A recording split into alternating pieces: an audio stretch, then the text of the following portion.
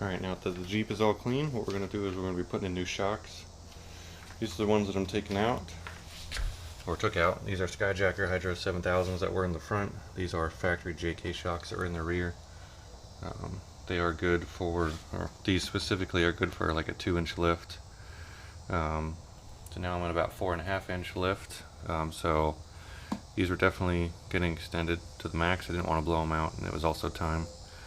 These are not that old, but they're not that comfortable. They're very stiff. I think they were the cheapest shocks I could find online at the time, just because when I put my new lift in the front, 4.5-inch, needed some longer shocks. So these are the cheapest ones I bought at the time. Obviously you get what you pay for. So what I'm replacing them with are these BDS NX2 Nitro Series shocks. Got these from Rock Ridge 4x4. Part numbers right here, these are the front, BDS 85965, and in the rear is BDS 85974s in the rear. So I already have the fronts in. Fronts are pretty self-explanatory.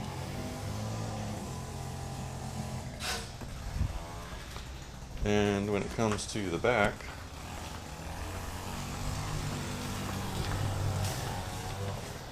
so as most of you know, the issues with the XJ, the shocks, or the upper hardware usually strips out.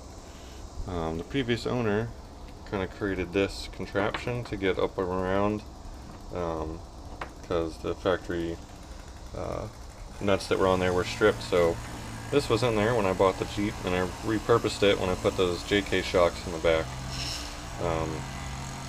So this is obviously not going to work. I snapped one bolt just taking these out. So what I did was I went on Amazon.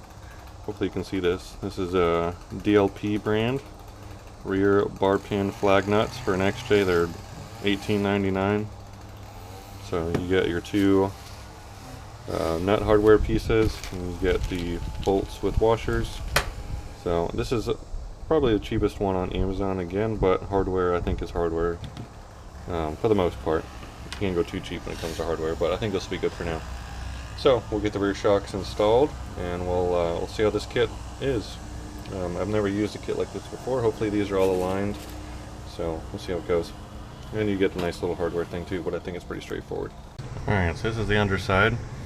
These two I was able to get out. This is the passenger side. I think one of the nuts on the inside already snapped off. They welded in nuts, and the other one is still there. We'll have to drill through this side. I already got this shock in, on the bottom at least. Slid out of the way. Probably didn't need to do that, but this one is out. This one spins freely on the welded nut that's in there. So, gotta find a way to get that out.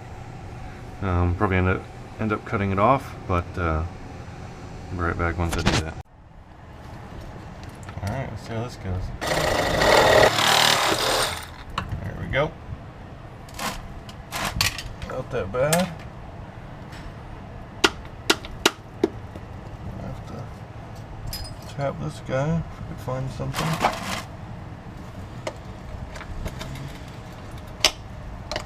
Use a magnet to get it out the other side. Alright, next step. There we go. Looks like they had duct tape on it from when.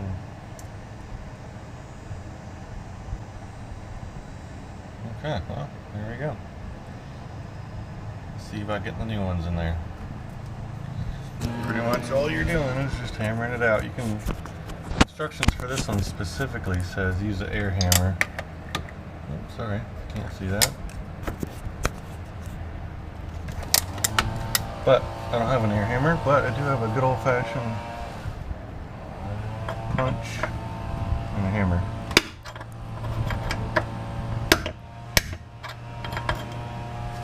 I don't know if it gets out all the way or not, but I tried to slide this thing all the way in now. Oop, here's the other part of the other one. Hopefully you can see that.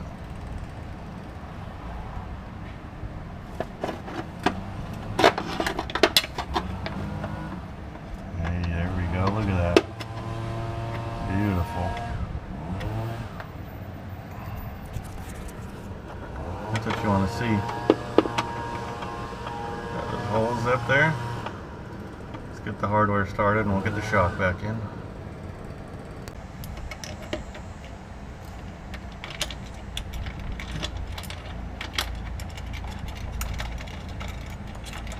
Alright.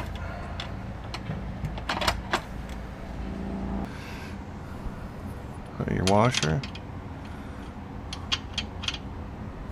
Nut back on the bottom.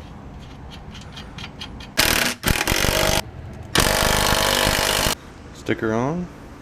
Time to go in. Oh, I guess we need to put that in there real quick.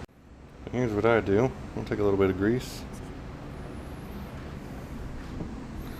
Put it in here. One, this makes it easier for installation of the bushing, and two, greases it up so you don't have issues later on. Put this right here.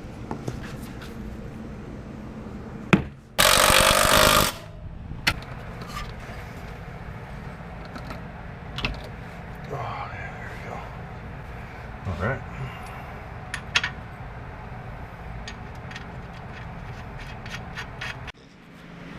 Alright, so now that we got all 4 shocks in,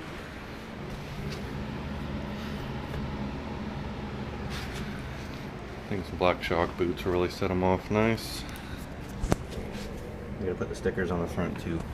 But BDS shocks, ridden in a couple trucks with BDS suspension and they seem to be pretty good, so these shocks are actually not bad price. Just want to give a shout out to Rockridge 4x4. That's where I got the shocks. They had the best price out of anywhere. Plus, they just had a voluntary discount code on their website. So hopefully, by the time you get done putting these nut strips in, you won't have any more contraptions like this. You get these welded in, mounting nuts out.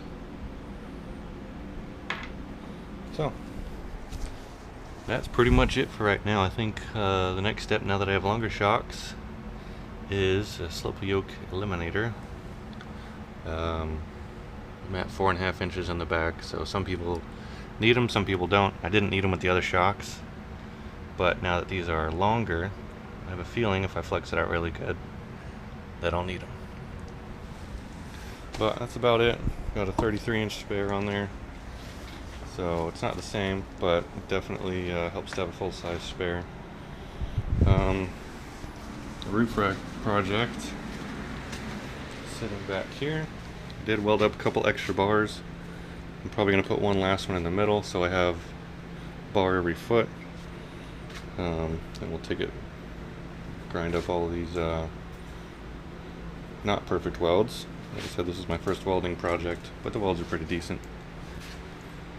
Not pretty, but it works. I had